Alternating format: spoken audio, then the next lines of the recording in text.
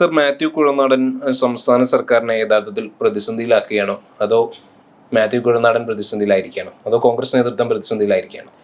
യഥാർത്ഥത്തിൽ മാത്യു കുഴനാടൻ കോൺഗ്രസ് നേതൃത്വമൊക്കെ ഉപയോഗിച്ചൊരു തന്ത്രമാണ് അത്. യഥാർത്ഥത്തിൽ നെഞ്ചത്ത് തന്നെ കിടന്ന് പൊട്ടുകയാണ് ചെയ്തേക്കുന്നത്.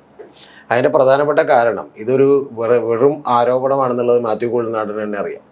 മാത്യു കുഴനാടൻ പല കേസുകളായിട്ട് കോടതിയിലേക്ക് പോയിട്ട് അവിടെ നിന്ന് തിരിച്ചടി നേരിട്ടതാണ്. അതുകൊണ്ട് കഴിഞ്ഞ തവണ മാത്യു കുഴനാടൻ്റെ കാശ് മുടക്കി ചെന്ന് വീണാ വിജയനെ രക്ഷിച്ചെടുത്ത് നമുക്ക് ഓർമ്മയുണ്ട്. കാരണം വീണാ വിജയൻ ഒരു ക്ലീൻ ചിറ്റ് കിട്ടിയതാണ്. അപ്പോൾ അതുപോലെ തന്നെയുള്ളൊരു സംഭവമാണ്. പക്ഷെ ഇതിലൊരു തന്ത്രം പ്രയോഗിച്ചിരുന്നു. കാരണം എന്ന് വെച്ചാൽ ഇന്നലെ രാവിലെ വന്നിട്ട് ഈ സാധനം പൊട്ടിക്കുന്നു. അപ്പോൾ വൈകുന്നേരം ആകുമ്പോഴേക്കും ഇതിൻ്റെ ടൈം പീരീഡ് തീരും. പിന്നെ നിശബ്ദ പ്രചരണമാണ്. പിന്നെ ആർക്കും തന്നെ വലിയൊരു പോസിബിലിറ്റി ഇല്ല. അപ്പോൾ ജനങ്ങളുടെ മുമ്പിലേക്ക് ഒരു പുകമറ സൃഷ്ടിക്കുക എന്ന് പറയുന്ന ഉദ്ദേശമാണ്. യഥാർത്ഥത്തിൽ അതിൽ വോയിസ് ആണെന്നൊന്നും ഞാൻ വിചാരിക്കുന്നില്ല. വോയിസ് കൃഷ്ണൻകുട്ടിയുടെ തന്നെ വോയിസാണ്. പക്ഷെ പ്രധാനപ്പെട്ട ഒരു കാര്യമുള്ളത്, കൃഷ്ണൻകുട്ടി അന്ന് MLA ആണ്. അന്ന് മാത്യു ടി തോമസ് മന്ത്രിയാണ്. അപ്പോൾ MLA ആയിരിക്കുമ്പോൾ അദ്ദേഹം മാത്യു ടി തോമസുമായിട്ട് ചില പരിഭവങ്ങളും പിണക്കങ്ങളും ഒക്കെ ഉണ്ട്. എന്ന് പറഞ്ഞാൽ അധികാരമാണല്ലോ. അപ്പോൾ അതിനുവേണ്ടി അദ്ദേഹത്തിൻ്റെ സഹപ്രവർത്തകനോട് പറഞ്ഞിട്ടുള്ളൊരു ഡയലോഗുകളാണിത്. അതിലാണ് ആരും വിശുദ്ധനാക്കാൻ നോക്കേണ്ടതെന്ന് പറഞ്ഞിട്ടുള്ളത്. കാരണം മാത്യു ടി തോമസ് സാധാരണ പണമൊന്നും മേടിക്കാത്ത ഒരാളാണ്. നേരത്തെ നമ്മുടെ ഈ പറയുന്ന KSRTCയിലൊക്കെ MD ആയിരുന്നിട്ടുണ്ട് നമ്മുടെ ഈ സെൻകുമാർ കുറേ നാൾ. അപ്പോൾ അദ്ദേഹമൊക്കെ തന്നെ പറഞ്ഞിട്ടുണ്ട് അന്ന് മാത്യു ടി തോമസ് കൈക്കൂലി മേടിക്കും എന്നൊക്കെ ഇദ്ദേഹം വിചാരിച്ചിരുന്നു. മാത്യു ടി തോമസിൻ്റെ കീഴിൽ അദ്ദേഹം ഇതുപോലെ ഒരു ഉദ്യോഗസ്ഥനായിരുന്നു. അപ്പോൾ അന്ന് അങ്ങനെ മേടിക്കുമെന്നൊക്കെ വിചാരിച്ചിരുന്നു. പക്ഷേ അദ്ദേഹം മേടിച്ചില്ല എന്നുള്ളത് പറഞ്ഞിട്ടുണ്ട്. അദ്ദേഹം വളരെ ശുദ്ധനായിട്ടുള്ള ഒരു രാഷ്ട്രീയക്കാരനാണ്. അപ്പോൾ അതുകൊണ്ട് അവരുടെ പാർട്ടിക്കകത്തുള്ള ഒരു പ്രശ്നമാണത്. അല്ലാതെ അത് ഈ പറഞ്ഞേക്കണതെല്ലാം തന്നെ വസ്തുതാ വിരുദ്ധമാണ്.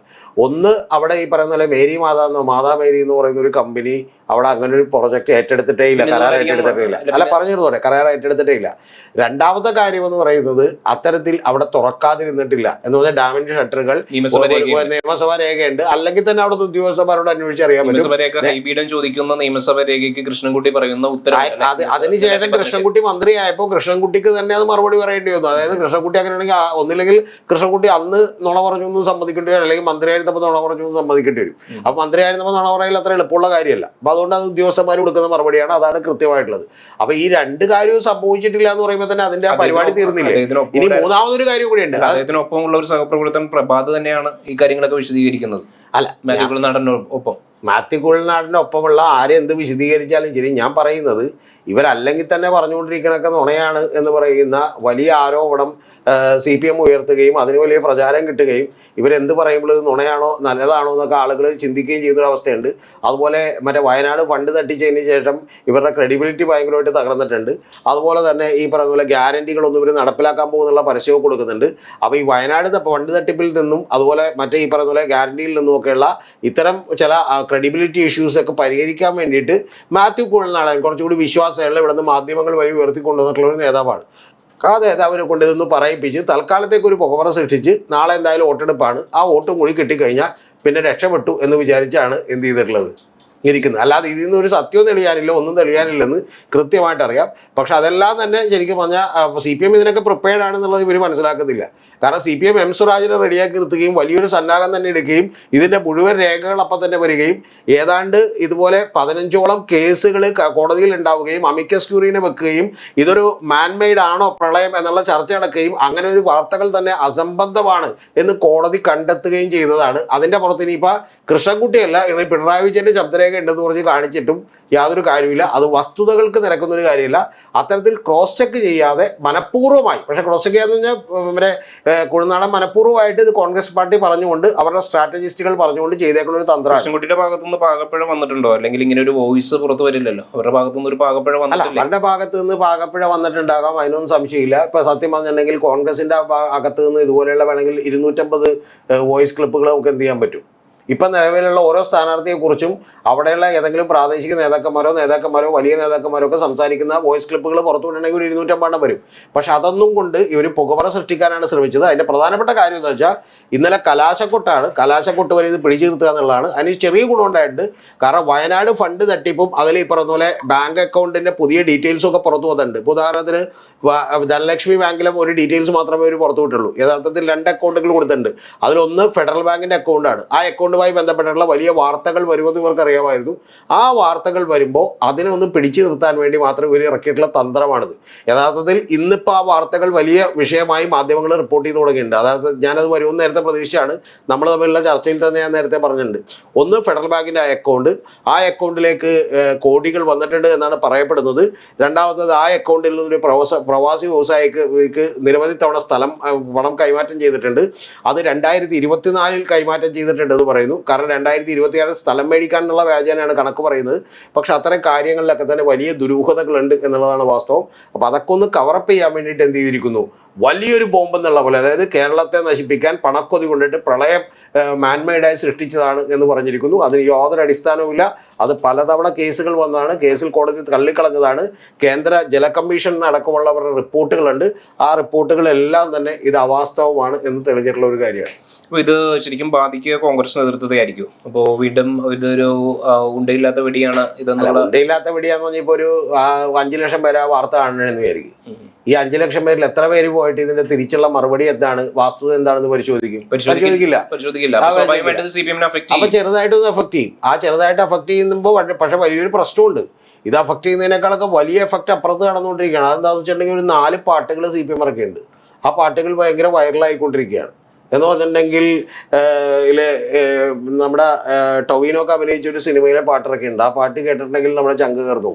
എന്ന് പറഞ്ഞാൽ അന്ന് ഈ പറയുന്ന പോലെ ഒരു മാരി പെയ്തൊരു രാത്രിയിൽ ഈ പറയുന്ന പോലെ ശവം തൂക്കുകാരെത്തി നമ്മളെ കൊള്ളയടിക്കാൻ എന്ന് പറയുന്ന ഒരു പാട്ട് ഇറക്കിയിട്ടുണ്ട്. അതുകൂടാതെ വേറെ ഒരു 3 പാട്ട് കൂടി ഇറക്കിയിട്ടുണ്ട്. അപ്പോൾ ആ പാട്ടുകളൊക്കെ തന്നെ വൈറലായിക്കൊണ്ടിരിക്കുകയാണ്. നേരത്തെ ഒന്ന് ആലോചിച്ച് നോക്കണം, ലോക്കൽ ബോഡി തെരഞ്ഞെടുപ്പിൽ പോറ്റിയെ കയറ്റി എന്നുള്ളത് വൈറലായെങ്കിൽ ഇവിടെ നേരെ തിരിച്ച് സംഭവിച്ചുകൊണ്ടിരിക്കുകയാണ്. പണ്ടുകെട്ടത് ആരപ്പ എന്നുള്ളത്. അതും വയനാട്ടിൽ ഈ പറഞ്ഞ പോലെ 32ഓളം വരുന്ന മനുഷ്യർ, അവർ മരിച്ചുപോയവരാണ്. ആ മരിച്ചുപോയവരുടെ ചോദ്യങ്ങൾക്ക് അവരെ പോലും വിറ്റ് കാശാക്കിയവരാണ്, വിറ്റ് തിന്നവരാണ് കോൺഗ്രസ്സുകാർ. ഇവരെങ്ങനെ വിശ്വസിക്കുമെന്ന് ചോദ്യം. വിജയന്റെ കുടുംബം തന്നെ ഇപ്പൊ രംഗത്തെത്തിയിട്ടുണ്ടല്ലോ ഇതുമായിട്ട് ബന്ധപ്പെട്ടുകൊണ്ട്. പിന്നെ ഫണ്ട് നൽകാത്തതുമായി ബന്ധപ്പെട്ടുകൊണ്ട്, വീട് നൽകാത്തതുമായി ബന്ധപ്പെട്ടുകൊണ്ട് ഒരു പരാതിയും ഉയർന്നിട്ടുണ്ട്. അപ്പൊ സ്വാഭാവികമായിട്ടും ഇതെല്ലാം അഫക്ട് ചെയ്യുന്നത് കോൺഗ്രസ് നേതൃത്വത്തെ. ഞങ്ങൾ പറയുന്നത് ഇപ്പൊ NM വിജയന്റെ എന്ന് പറഞ്ഞിട്ടുണ്ടെങ്കിൽ ഇവരുടെ കൂട്ടത്തിൽ നിന്ന ഒരു ട്രഷററുടെ, അതായത് ജില്ലാ ട്രഷററുടെ അവസ്ഥ ഇതാണ്, ഗതി ഇതാണ്, അവരെ പറ്റിച്ചതാണ് എന്നുള്ളത് നമുക്ക് എല്ലാവർക്കും മനസ്സിലായി. അല്ല, അതവിടെ നിൽക്കട്ടെ.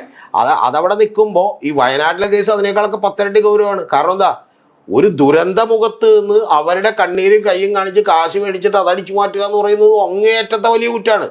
ആ കുറ്റത്തിനോട് ഈ പറയുന്ന ആരെങ്കിലും അറിയുന്ന ആരെങ്കിലും മാപ്പ് കൊടുക്കുമെന്ന് ഞാൻ വിചാരിക്കുന്നില്ല. യഥാർത്ഥത്തിൽ മാങ്കൂട്ടമടക്കമുള്ള ആളുകളൊക്കെ ഇതിനൊന്ന് ആക്സിലറേറ്റ് ചെയ്തിട്ടുണ്ട്. കാരണം ഇത്തവണ കോൺഗ്രസ് തോക്കട്ടെ എന്ന് വെച്ചിട്ട്. കാരണം അല്ലെങ്കിൽ ഏതാണ്ട് 10 മിനിറ്റുള്ള ഒരു വീഡിയോ ആയിട്ട് വന്നു ഭയങ്കര ന്യായീകരണമൊക്കെ ചമച്ചതൊക്കെ തന്നെ പിന്നെ ഇപ്പുറത്തുള്ള ആളുകൾ ആക്രമിക്കുമെന്ന് അവന് കൃത്യമായിട്ട് അറിയാം. എം സ്വരാജ് അടക്കം നിരവധി ആളുകൾ പത്രസമ്മേളനം നടത്തി. നികേഷ് ഇപ്പോൾ പുതിയ വീഡിയോ ആയിട്ട് രംഗത്തേക്ക് വന്നിട്ടുണ്ട്. ഈ വീഡിയോക്കൊക്കെ റീച്ച് ഉണ്ടായിക്കൊണ്ടിരിക്കുകയാണ്. അപ്പോൾ സ്വാഭാവികമായിട്ടും ഇത് വലിയ തോതിലുള്ള തിരിച്ചടിയാവും. അതിൽ നിന്ന് രക്ഷപ്പെടാനാണ് കുഴൽനാടൻ ഒരു തന്ത്രം പറ്റിയത്. കുഴൽനാടിൻ്റെ തന്ത്രമായിട്ട് ഞാൻ വിചാരിക്കുന്നില്ല. കോൺഗ്രസിന്റെ തന്ത്രമാണ്, UDFിന്റെ തന്ത്രമാണ്. ആ തന്ത്രത്തിൽ ഏറ്റവും കൃത്യമായത് അവതരിപ്പിക്കാൻ വേണ്ടി കുഴൽനാടിനെ നിയോഗിച്ചതാണ്. പക്ഷെ അദ്ദേഹത്തിന്റെ തന്നെ ബോഡി ലാംഗ്വേജ് കൃത്യമായി നമ്മൾ വീക്ഷിച്ചാൽ, സസൂക്ഷ്മം വീക്ഷിച്ചാൽ നമുക്കറിയാൻ പറ്റും അദ്ദേഹത്തിന് തന്നെ ഈ കാര്യങ്ങൾ പറയുന്നതിൽ ഒരു കോൺഫിഡൻസ് ഇല്ല എന്ന്. ഞാനിന്നലെ അദ്ദേഹത്തിന്റെ എല്ലാ വീഡിയോയും കണ്ടു. ഈ വീഡിയോ കണ്ടു. അതിനുശേഷം അദ്ദേഹം സ്മൃതി വരുത്തിക്കാരൻ്റെ ചർച്ചയിൽ വന്ന് അദ്ദേഹം സംസാരിക്കുന്നതേ കേട്ടു. സംസാരിക്കുമ്പോൾ അദ്ദേഹം പറയുന്നത് വളരെ ലാഘവത്തോടെ അത് അന്വേഷിക്കട്ടെ, കുഴപ്പമില്ല, അങ്ങനെയൊക്കെയാണെങ്കിൽ കുഴപ്പമില്ല എന്നൊക്കെ പറഞ്ഞാൽ പുള്ളി പോകണം. എന്ന് പറഞ്ഞാൽ ഇത് സ്ട്രോങ്ങായി പറയാൻ കുഴൽനാടന് പോലും പറ്റുന്നത്. ശരിക്കും കുഴൽനാടൻ CPMന്റെ ഒരു പ്രചാരകനായി മാറിയിരിക്കുകയാണ്. മുമ്പും അത് തന്നെയാണ് നമ്മൾ കണ്ടത്. ലൈഫ് മിഷൻ നമ്മള് മുഖ്യമന്ത്രിയുടെ മോളുമായിട്ട് ബന്ധപ്പെട്ടുകൊണ്ടും ഇപ്പോൾ ഈ ആരോപണവുമായി ബന്ധപ്പെട്ടുകൊണ്ടും യഥാർത്ഥത്തിൽ കുഴൽനാടൻ ശരിക്കും CPMന്റെ ഒരു പ്രചാരകനായി മാറിയിരിക്കുക. സത്യത്തിൽ CPMന്റെ പ്രചാരകൻ മാത്രമല്ല, അദ്ദേഹം എന്നേക്കാൾ വലിയ CPM ലോയലായി മാറിയിട്ടുണ്ട്. കാരണം എന്ന് വെച്ചിട്ടുണ്ടെങ്കിൽ ഇദ്ദേഹം കയ്യിൽ നിന്ന് കാശ് കൊടുത്ത് കേസും കൊടുത്ത് വീണ വിജയൻ ഒരു ക്ലീൻ ചിറ്റ് മേടിച്ചു കൊടുത്ത ഒരാളാണ്. പിന്നെ അദ്ദേഹം വലിയൊരു വിഷയം ഉയർത്തിക്കൊണ്ടതിന് ശേഷം അത് GST അടച്ചോ ഇല്ല എന്നുള്ളതിലേക്ക് അദ്ദേഹം മാറ്റിക്കൊടുത്ത ഒരാളാണ്. അദ്ദേഹം അത്തരത്തിലുള്ള ഒരു ഏജന്റ് ആണോ എന്ന് പോലും പലപ്പോഴും നമ്മൾ സംശയിച്ചിട്ടുണ്ട്.